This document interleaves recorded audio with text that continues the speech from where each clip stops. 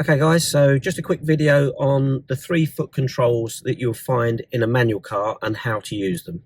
So we're going to looking at the 3-foot controls. An easy way to remember is A, B, C backwards. So on the right we have the accelerator, brake in the middle, and on the left we have the clutch pedal.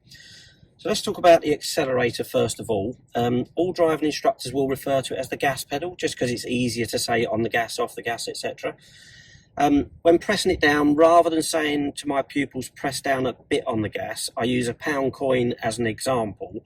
So for example, I might say to my pupil to just press the gas about the equivalent of the thickness of 1 or 2 pound coins. So that would be pressing it down just gently, and that would usually give us enough gas for moving away. So we use the pound coin example to help us understand that we only have to press the gas pedal down just a little bit.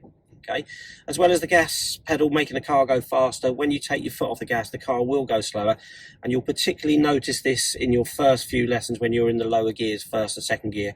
As soon as you take your foot off the gas, the car will go slower. Moving over to the pedal in the middle, which is the brake pedal, we usually try and pivot our foot from one to the other. It's not essential to keep your heel on the floor. If you can, that can be helpful.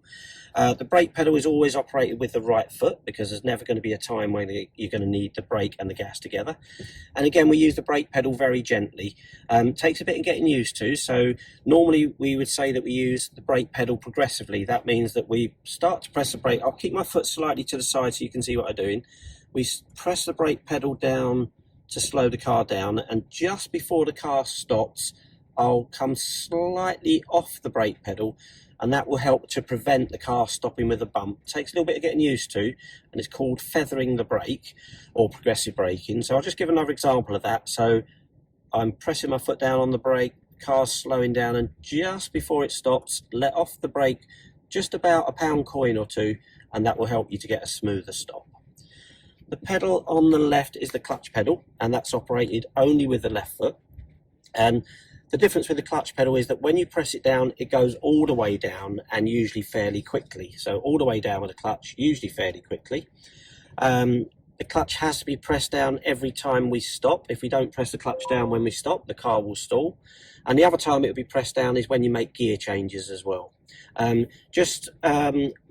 the clutch down when we stop, it doesn't have to be pressed down every time you slow down. So for example, if you're just slowing down for a bend, you may not need to press the clutch down unless it involves a gear change.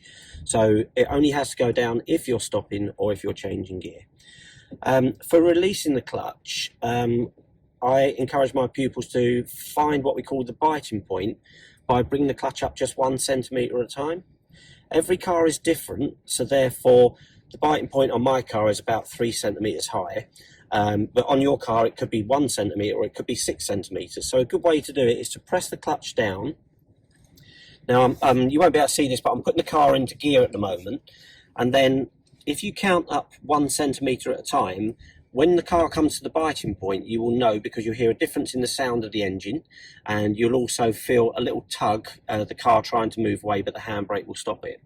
So I'm going to bring the clutch up 1 centimetre at a time. So I've done 1, I'll hold it there, then another centimetre is 2, then another centimetre there is 3, and I can already feel the biting point. You might not be able to notice that in the video. I'll bring it up just a little bit more, it might be a little bit more obvious. So 3 to 4 centimetres on my car is where the clutch biting point is, and I say it does vary from one car to another.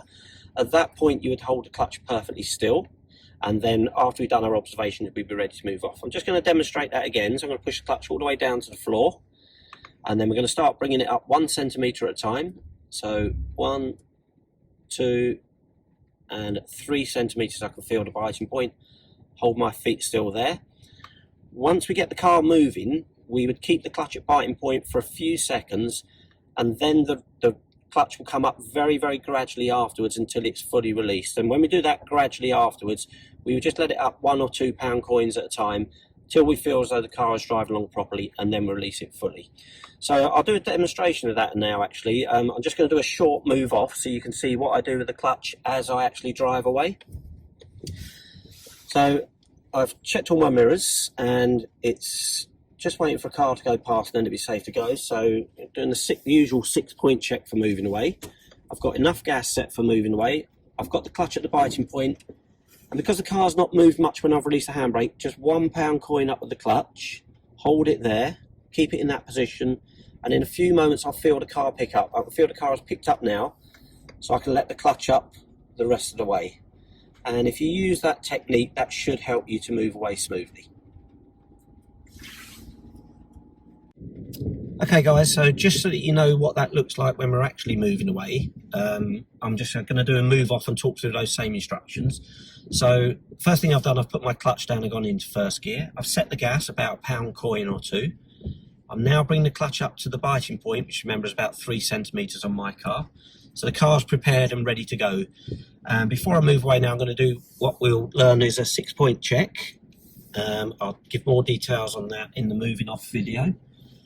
And then as I release the handbrake, you'll notice the car starts to move, but very, very slowly. So I'm just bringing the clutch up £1 coin or two until the car gets moving properly. After just a few seconds, the car has picked up. I've now let my clutch up the rest of the way. So thanks for watching. Please give us a like and share if you enjoyed the videos, and subscribe for more.